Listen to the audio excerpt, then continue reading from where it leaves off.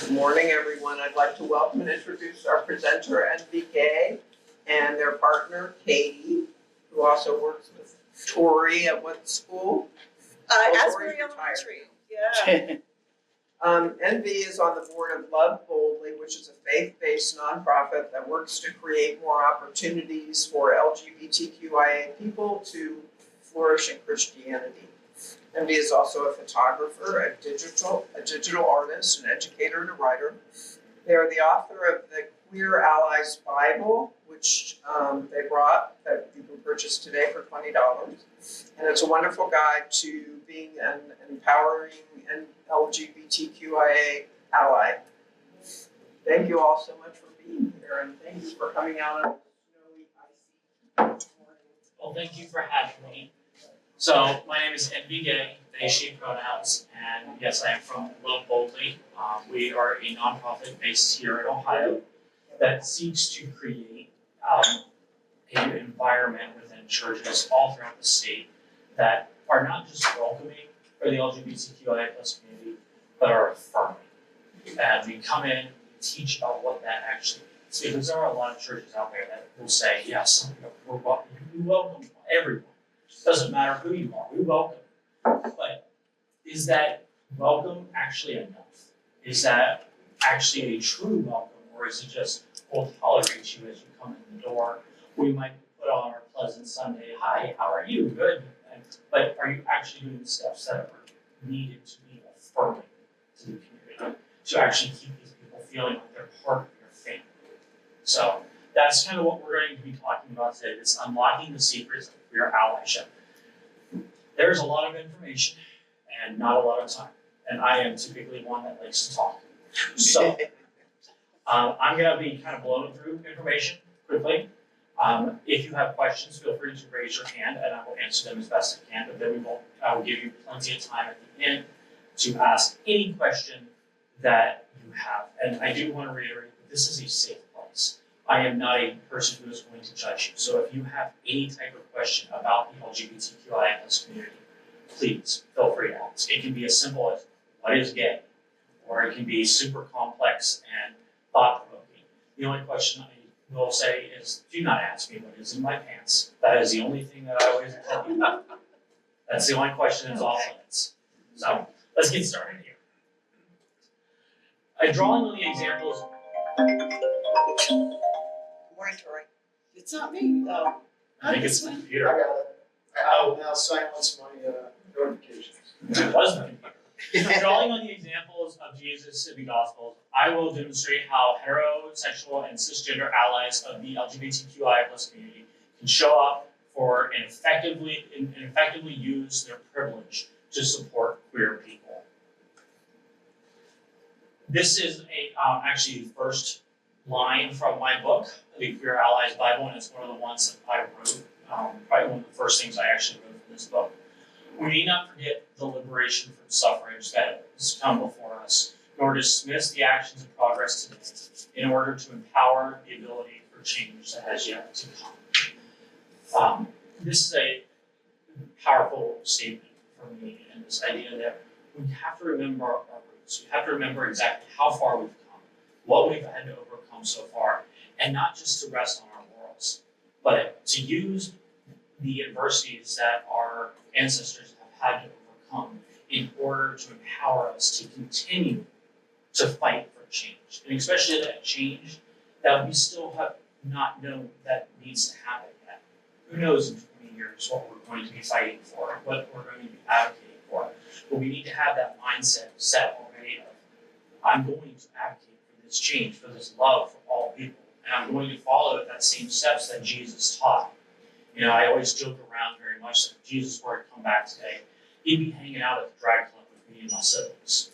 Like, that's exactly where he'd be. He would, like, there are plenty of churches he would want to go visit and everything, but at the same time, he'd be at the Sunday brunch. Like, the drag brunch, always a fun place. Just because that is who he associated with. He associated with the marginalized individuals of his time. And again, that's where he would go again today. Who am I? This is just the background of me, just some stuff about me. this presentation will be sent out and will be available for you. So you're more than welcome to read over all this stuff at a further date. Love Boldly, as we talked about, the big thing that I really wanted to stress with Love Boldly is that we are an LGBTQIA plus nonprofit. We are struggling. As any nonprofit right now that advocates for DEI work, we are struggling.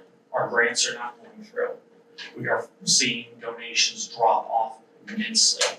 And so now more than ever, we need support of individuals, of congregations to come out and pledge their loyalty to us, pledge their support to us, and say we want to continue this mission moving forward.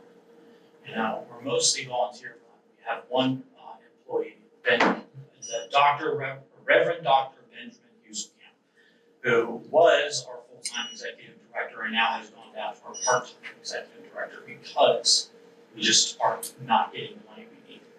And so I hate to always say please give us money, but if you are able to, donating to Love Boldly is one thing that can immensely help us moving forward. So what is LGBTQIA plus allyship? Allyship is a term that is used to denote someone who is using actions to help uplift, advocate, and empower marginalized individuals and communities. There are 3 pillars to this: being respecting, being willing to learn and understand, and advocating. The key here to understand is that allyship is not something that is bestowed, it is not a title that you can take for yourself. It's one that has to be awarded to you by the community. The community bestows it to you. You can't just say, oh, I'm an ally, yay. Great. What are you doing? What are you doing to put your allyship into action? Or are you just welcoming? Are you just friendly? Like, a true ally is someone who is doing all 3 of these steps on a daily basis. And I'm going to get to talking about exactly what all 3 of those types mean.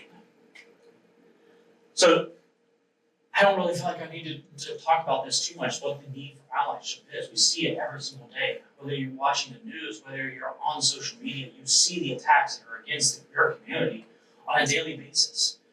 How not just the Ohio Senate and House and governor, but the nation's legislators are against us right now. I know right now we had Marjorie Taylor Greene introduce a bill that basically felonizes trans children. It's a bill that is now saying that, if a child transitions before 19 years old, then their parents and their doctors will be charged with a felony. That's the world we live in right now.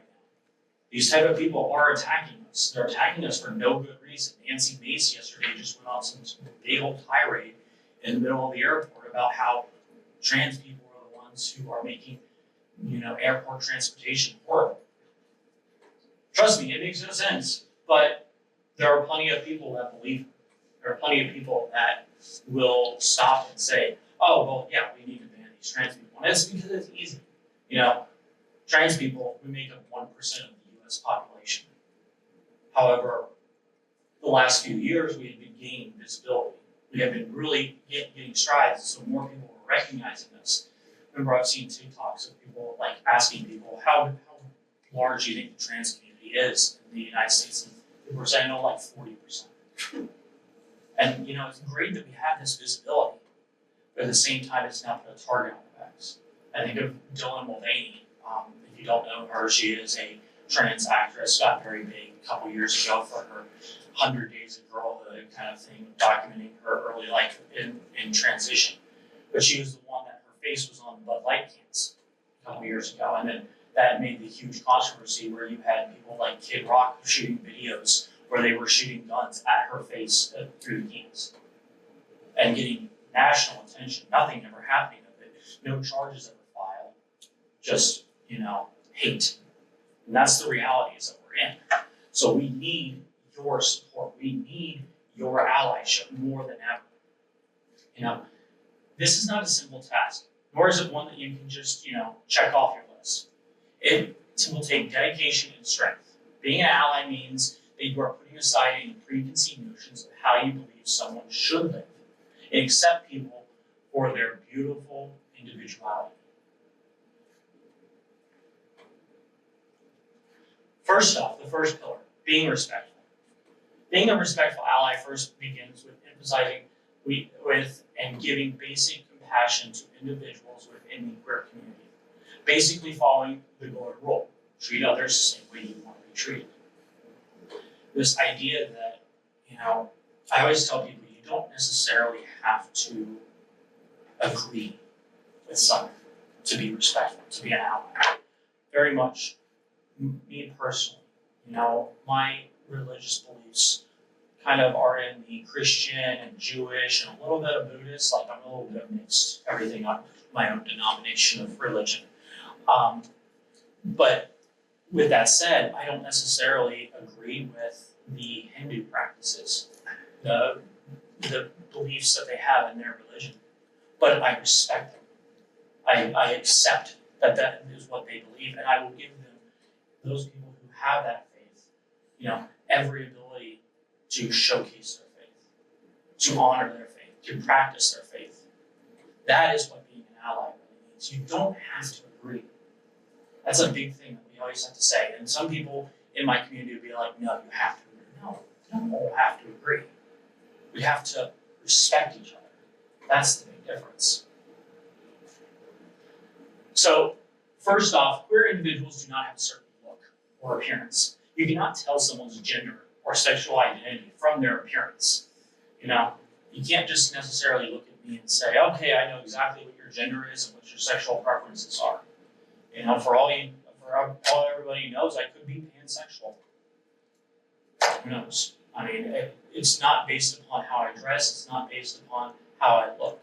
It's gender and sexuality is an understanding of my soul, of my essence, of the deepest recesses of myself.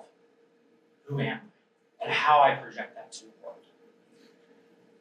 Gender identity does not equal sexual identity, and vice versa. And this is a big thing because a lot of people, especially within understanding trans people, will say, well, if you're a trans woman, then that means you like men. Right? You were probably a gay man and then you transitioned, so now you're a trans woman who likes men. Not necessarily. Your gender and your sexuality do not have to align. They don't have to have this, well, one or the other type of thing. Appropriately asking someone about their gender and sexual orientation. Never assume. This is always a big thing. I get a lot of people that ask me, how do we ask? How do we talk about how someone is? Especially how I want to be respectful of someone. Especially with pronouns. People have such a hard on pronouns. I always say that the best way of asking someone what their pronouns is first taking it upon yourself. So, for example, may I use Robert? Okay, Robert. My name is MVA. My pronouns are they, she. How would you like me to refer to you? He had a place. I take the responsibility on myself first. I introduce myself. I say how I am going to be, how I should be introduced, how I should be respected. But then I'm not just, saying, well, what are your pronouns? I'm giving that person the choice. How would you like me to address you? So, given not necessarily their legal name, but allowing them to say what their preferred or lived name is, and same with their pronouns as well. Take it upon yourself. That is a big step, and it really makes a big difference. And I see most everybody here with the name tags have the pronouns already on them. That's huge. I know for me personally, when I go somewhere, especially to an event, and people have already placed their pronouns on their tag, instantly I feel safe. It's a simple thing, but it makes me feel like I can be heard. I can be seen. I will be treated fine. It's like one simple action.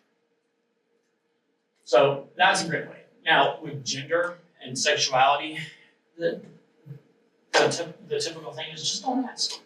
If someone wants to talk to you about what their gender and sexuality is, great, awesome, you can have that discussion.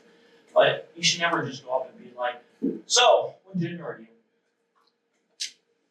Or, who do you like to sleep with? Those are not questions that we should be having. You know, a lot of people are debating right now bathroom usage and wanting to understand everybody's gender so they know exactly which bathroom to go in. Why does it matter? Why does it matter what organs I have and how I pee?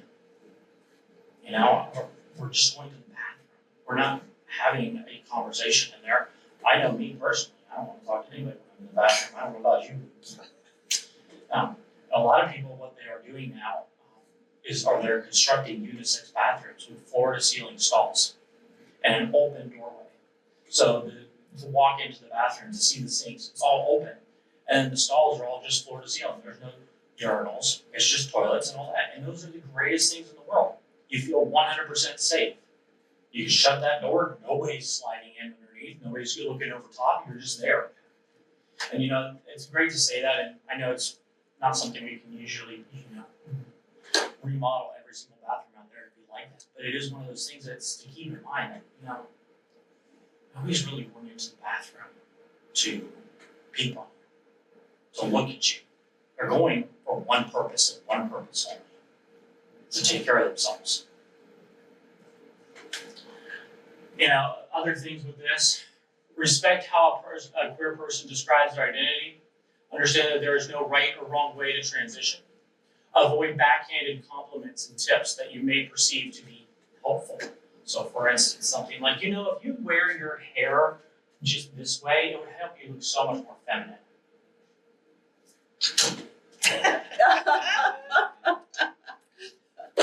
Okay, great. It's that whole compliment.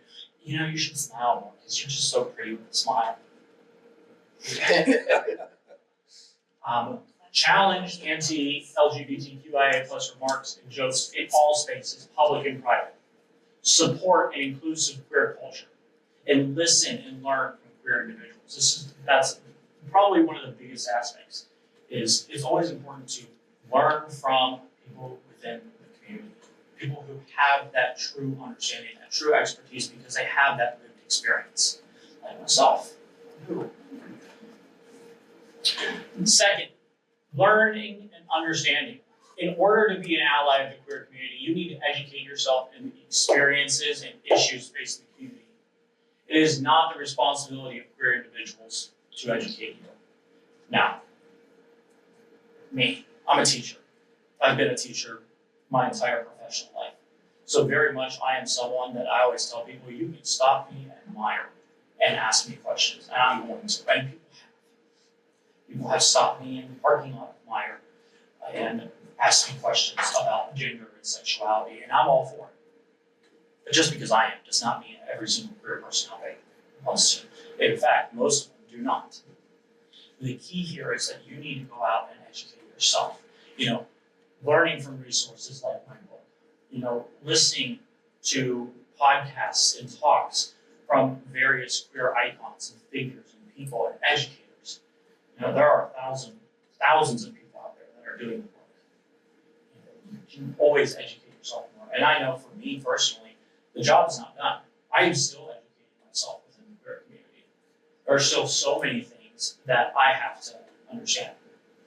I was on a call last week with WikiHow, the question site for Wikipedia, and they were asking me, because they called me to answer a bunch of questions for them for their author stuff, and they were asking me questions from the queer community, and I'm like, hold on, I need to look this up myself and see how I can best answer this question, because I don't know the answer to it. I don't know this one identity. I don't know these dating apps. I don't know what's the safest way to do something in a certain circumstance. I don't want to give bad information, so I have to go educate myself. So start by learning about the identities and sexual orientations of those individuals in your life. Don't necessarily think, okay, I have to go in and understand every single gender that's out there and every single sexuality. There's a lot. There's so many identities. It's so hard to keep track of them all. So first, start with those that are closest to you. If you have a non-binary child, learn more about their identity. Learn more about their culture. Don't necessarily think, okay, well then I need to know about every single trans identity out there. Eventually that'd be great, right? But not right now. It takes time. Learn about the issues facing the queer community. Start with local issues. Start with your city ordinances. Is your city a safe haven? Is it a place that is accepting and is affirming? Then your state, then the national stuff. A lot of these big bans that are coming around right now are not necessarily from the federal level. They're from local and state levels. Currently, Ohio is now becoming the worst state for LGBTQIA plus individuals. It was Texas and Florida there for a while. Now we've surpassed them. Don't worry. Yay, Ohio. It has become a very toxic place for my community to be able to thrive. And we're constantly having to fight back against this. And we need more support. We need more. And then third, listen, watch, and read materials put out by queer individuals. The third pillar, which is probably the most intense and intimidating pillar, advocating. Typically when I talk about advocating, people have a negative connotation thinking about, well, I have to go marching in protests. I have to be down at the state house with my sign and testifying in front of the Senate to be an advocate. That's one way of being an advocate. It's not the entire thing. Being an advocate simply means that you're using your voice. You're using your unique voice to fight for this community, whatever that might be. So your skills, your job, what you do, your hobbies, you putting those to work for this community. If you're someone who is a very good public speaker, then, go out and speak. Go out and advocate. But if you're someone who maybe is good with finances, helping other queer nonprofits, not just Love Boldly, all of them are always looking for volunteers, are always looking for people to get involved and help the cause. We're always needing that type of support. There's so much you can do and how you can use your voice. And so many organizations that will love having you. So advocating is ask your LGBTQ coworkers, friends, loved ones what they need. Don't just assume you know what they need. Ask them personally, what do you need? What do you need me to do for you? Speak up. Get active and educate yourself. Back in the COVID times, we had these signs everywhere. These signs were great because I would drive around and I would know instantly there's a place I would feel welcome. If I ring on that doorbell, I'd be welcome there.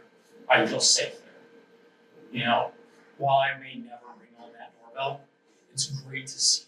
It's great to know. It's great to be able to look in my neighborhood and say, how many people around me will support me if something happens? That's a huge thing to know. How many churches out there? Being able to drive around and see churches that fly a pride flag, or maybe use their bulletin board stuff outside to write affirming messages. Those things are huge, so important. And it's not just important for queer Christians, but all queers, to see that faith isn't necessarily being used to attack them. There are way too many churches out there that are using Christianity to attack us. And so we have a lot of trauma within that. And so to have churches out there being like, no, we're going to use our voice and our privilege to amplify these voices, to fight for these voices. That's immensely important. So using religion as a tool for allyship. Throughout the history of the modern queer liberation movement, religious communities and the queer community have a strained relationship. One of the most common experiences of trauma for LGBTQI+ individuals has been caused by religion. While there are some religious communities that preach an affirming and inclusionary message for the queer community, several use their platform to project a narrative of hate. Spirituality and faith is also a main reason that people use to justify not accepting and affirming someone.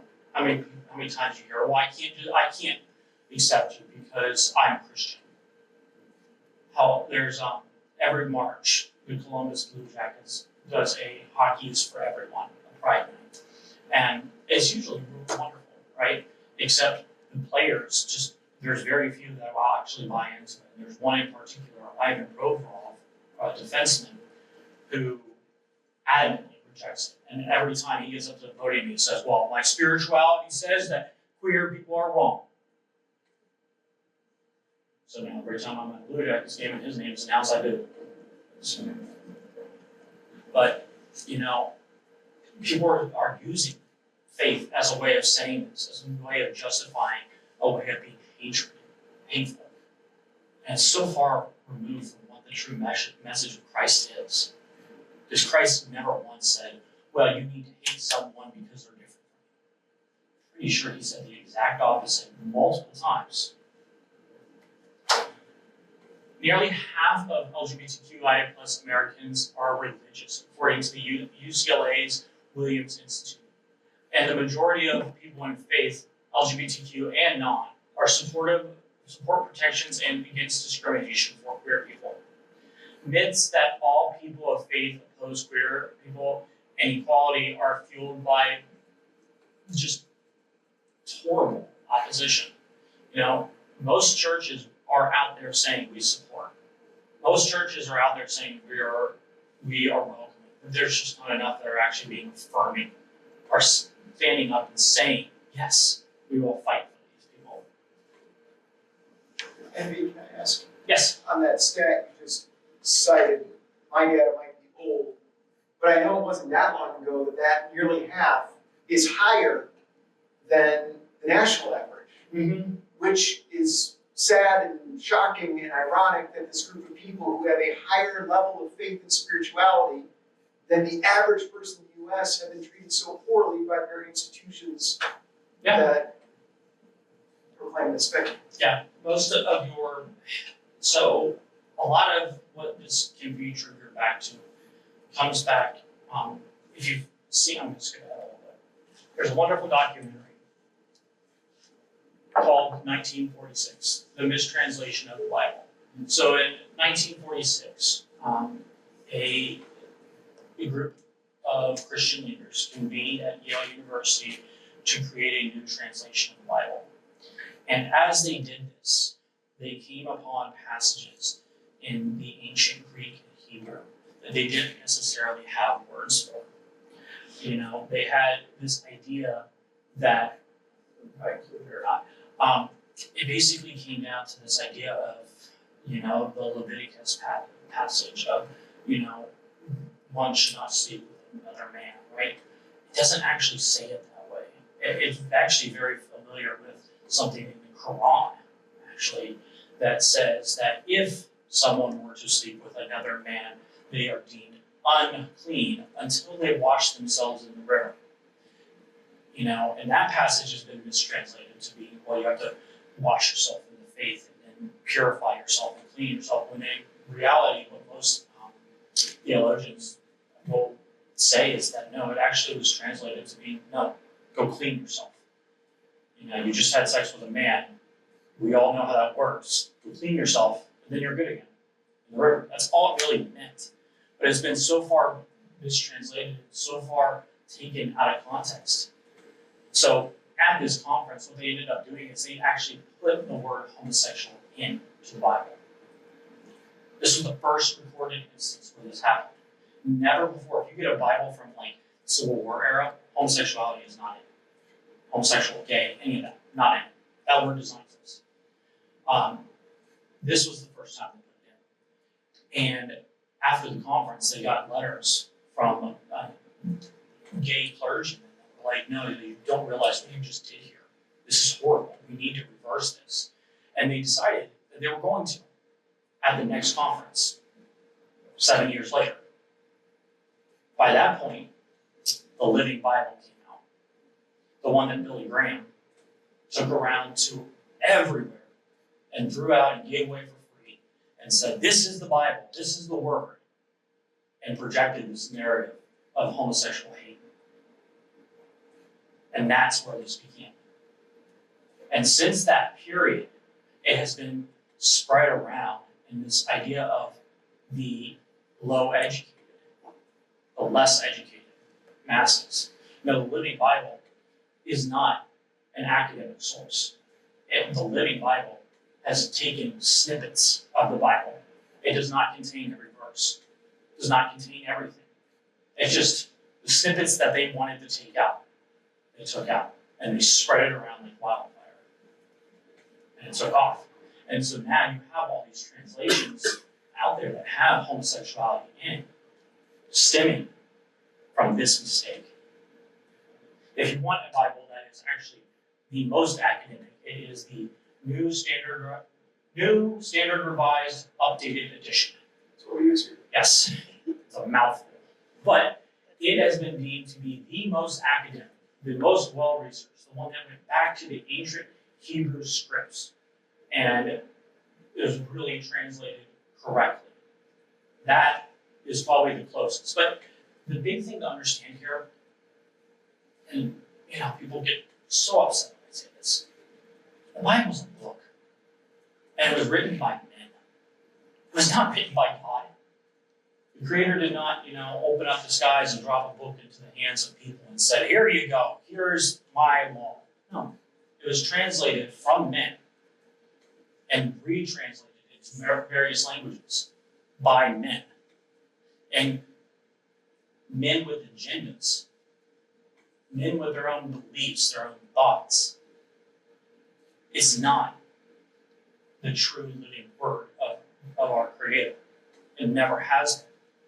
No, instead the Bible is a source of inspiration, of stories, of parables, of lessons, of how to live a life like Christ. To live a life of inclusion, of acceptance, of love for all, not of hatred. Not to be used to justify warfare, to justify killing, to justify discrimination. And it's really important to remember that we can look at all these verses and we can look at things that supposedly Christ said. And I say supposedly because that's 2,000 years ago. Do we really know that he said those exact words that are highlighted in red? I don't know. He didn't speak English, so I'm sure there was some mistranslation along the way. Right? So, if you get a chance, please watch this documentary. It is wonderful. It is a wonderful documentary. And actually showcases a relationship between the creator as a lesbian woman and her very right-wing, discriminatory father who's a pastor, and about their relationship and trying to help him come to realization about this. It is a great resource to watch. It's available on Prime. Definitely recommend it. Highly recommend it. So we all know the copper passages, the ones that are shouted out against us, and how, Genesis 19, the story of Sodom and Gomorrah, which I always find is hilarious that they use this against the queer community. It's like, this is a story about how a father allowed his daughters to be raped. Like, sorry, you guys missed what was going on there. Leviticus, condemning lying with another man. Romans, the shameful lusts. The 1 Corinthians, sinners will not inherit the kingdom of God. And 1 Timothy, the man bed doers. These passages have been used to discriminate against us. And it's funny that, there's only 10 to 20 verses really out there that are used to discriminate against us, against the entire Bible. There's so much more in the Bible that are counteracting against this, that say, no, love, affirmations, celebrations, inclusion. These are the verses that people usually stand out with. And a lot of the time I'll ask questions of, how do we fight these kind of verses? And you can take the academic approach and you can be like, well, if you actually look back at the ancient translations of Hebrew and Greek, at that point you've lost most people, right? Most people don't want to hear the academic stuff. Instead, how I attack these verses is I ask for an instance. Tell me where Jesus said. Show me a verse where Jesus said, gays are bad. Show me that verse. That's all I need to know. Your holy man, the man of this religion is based upon. Where does he say that? I'm not going to take the word of men. And there isn't in the Bible. Jesus never says once anything negative about the homosexual community, the trans community, which did exist back in that time. The trans community has existed since the dawn of history. It is actually understood that Adam, the Adam and Eve story, Adam is not actually Adam. Adam is Adam. And Adam is the first intersex person of creation. That when, in the ancient Hebrew, when God put Adam to sleep and removed the rib, it actually translates better to remove the female self of Adam, creating Adam and Eve. So it's understood that Adam, intersex, our first living human. You know, there are other cases of this, like Joseph and the coat of many colors. It's actually translated better to Joseph and the princess dress of many colors. It's understood that Joseph was probably a gender fluid icon. Like, there's so many instances of this throughout history. There's a whole day of celebration within Judaism where men are expected to dress in drag and celebrate the accomplishments of women. Like, all this stuff exists. So, Reverend Amy Aspie of Short North Church, who actually helped me a lot with the writing of my book, especially the religious section of it, one of the quotes she gave me was, "As followers of Jesus, in wrestling with any text, it is crucial to see what Jesus has to say about it. Jesus has nothing to say about same-sex relationships." And that's just everything right there. You know, I don't take the word Paul. You know, I don't take the word of the tax collector who hated people and then had a revelation and decided he still hated people. No, take the word of Christ. Kind of already gotten all of that. All right.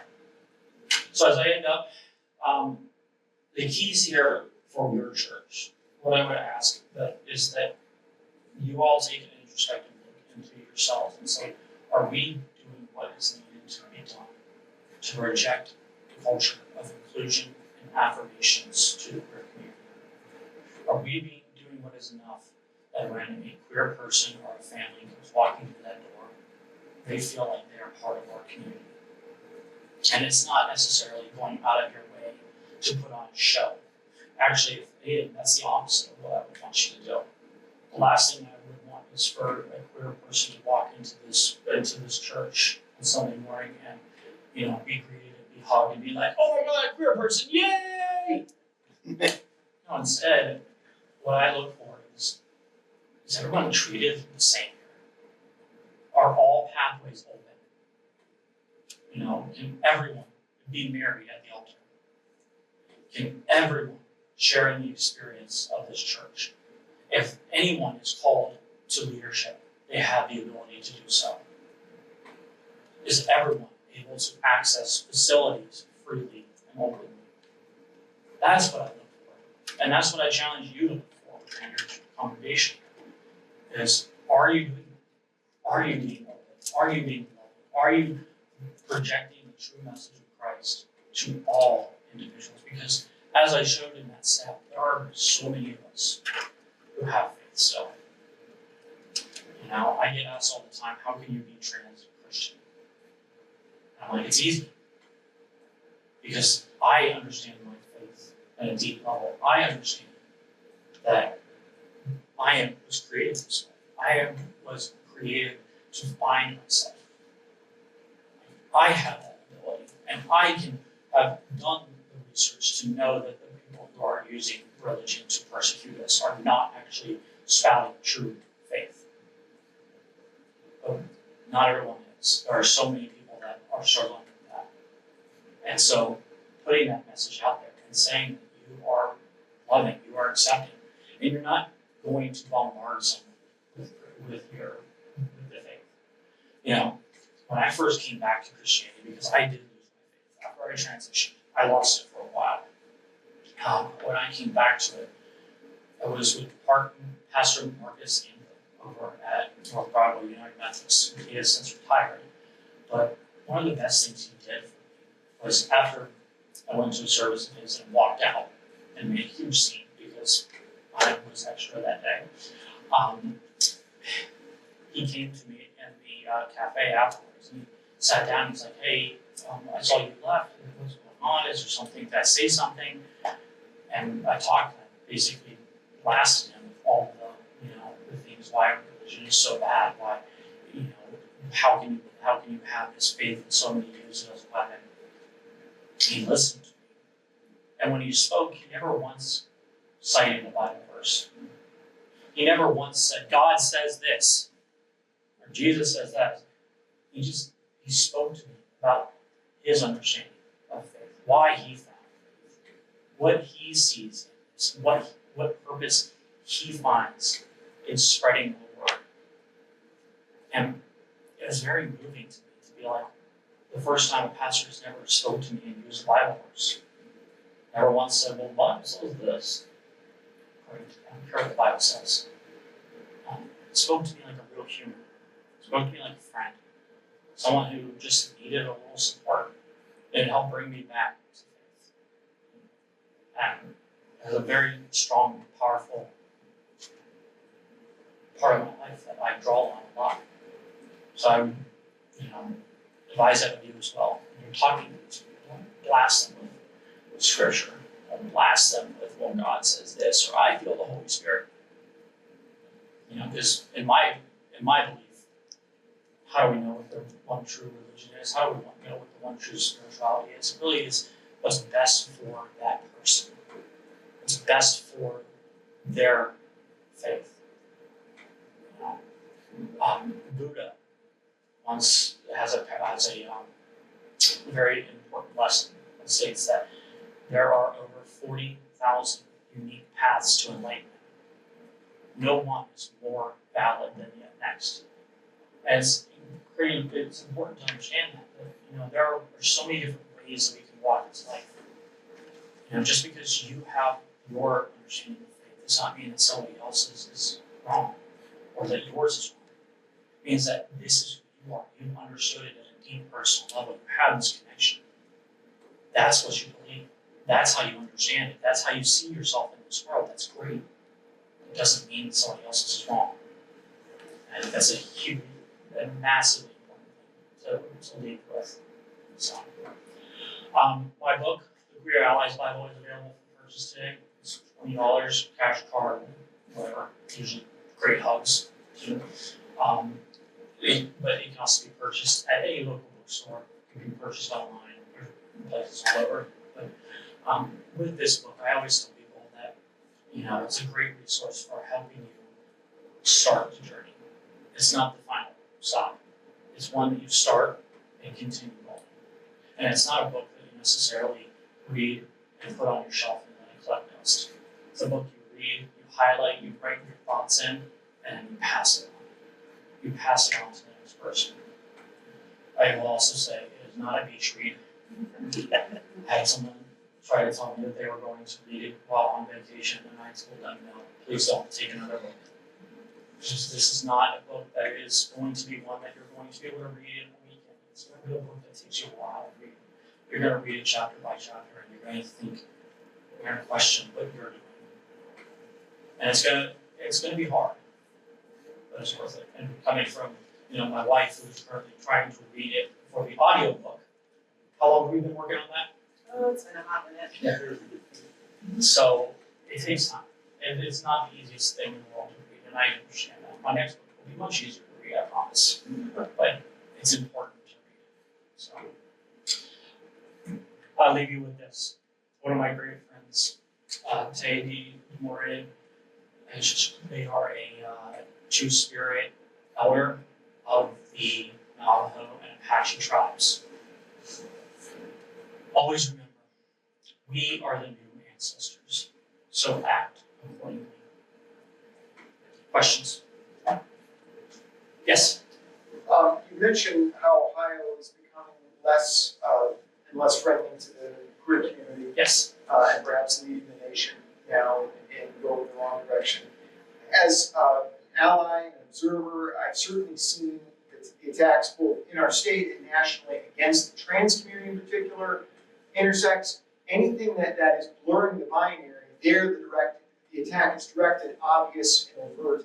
I'm curious, are we seeing it as well with lesbian gay legislation in that direction, or is this simply a strategy to divide and conquer? So the Republican mindset, I don't call it Republican mindset because there are so many Republicans that would be totally against this. So the MAGA theology here is try to knock the feet out of the weakest pillar. Yeah. Because once one pillar falls, the rest fall.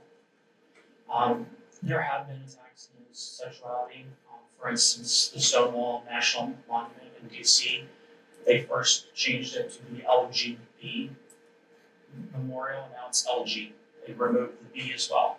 So it was bisexual. Yeah, I know, that's what I'm saying, but like even bisexual questions the binary, which is. It's this idea that, we're going to knock down what is easiest, because unfortunately within the queer community, there is the LGB without the T.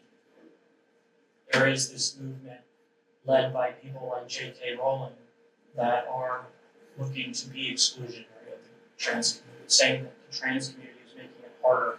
I hear this all the time, that, I am making it so much harder for us to have equality, especially when marriage equality, when we were fighting for that, that was a big attack within the trans community. It's like, well, you all are making it so much harder for us to actually have marriage equality. I mean, the Stonewall riots actually happened June 28th of 1969. The first bricks were thrown by trans women, and trans women of color.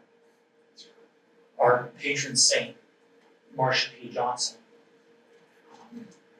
she was an immense leader in our community and within the queer community in a whole. And very much after the Stonewall riots, the gay and lesbian communities were like, all right, we got this.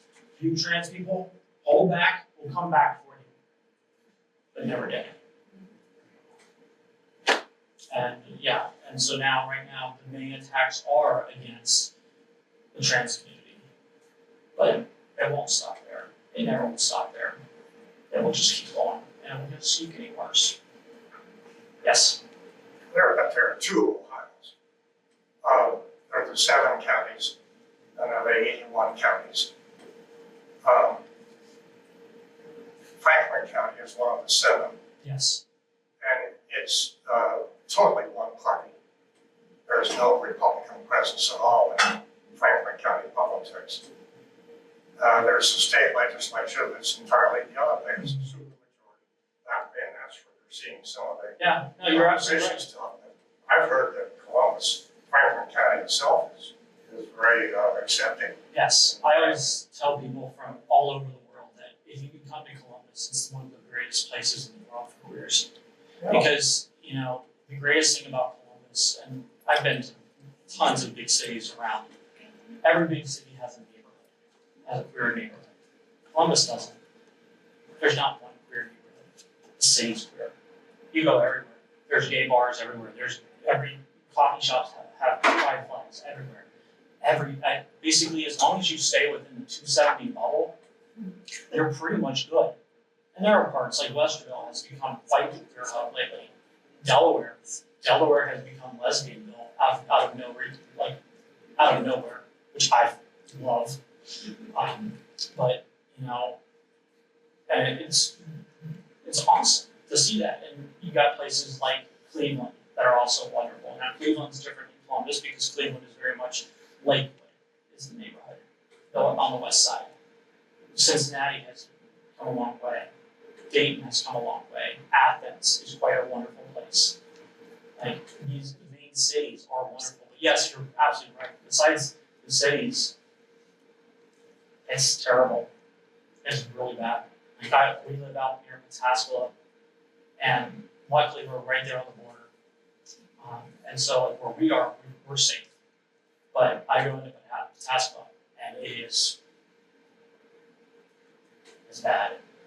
The number of Nazi salutes I've had thrown at me is just horrible.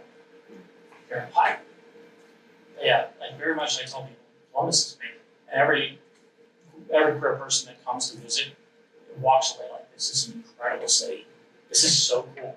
It's so much better than Chicago's North Olmsted, or what they used to call it Boys Town. Like, it's just, a great place to be. So yeah. Any other questions, thoughts? I know we're running up on time. So your service starts at 10, right? Mhm. Well, if you have questions that you want to ask individually, please feel free. My card is up there. You're welcome to email me your questions. I am always willing to talk one-on-one. I have on my website, there's a way to book with me for one-on-one consultations and talks and all this type of stuff. I will always say I'm not a therapist. I'm just a friend. I'm someone who you can talk to and ask questions and get to know things a little bit better. But I thank you all for being such a wonderful audience. And Thank you. thank you all.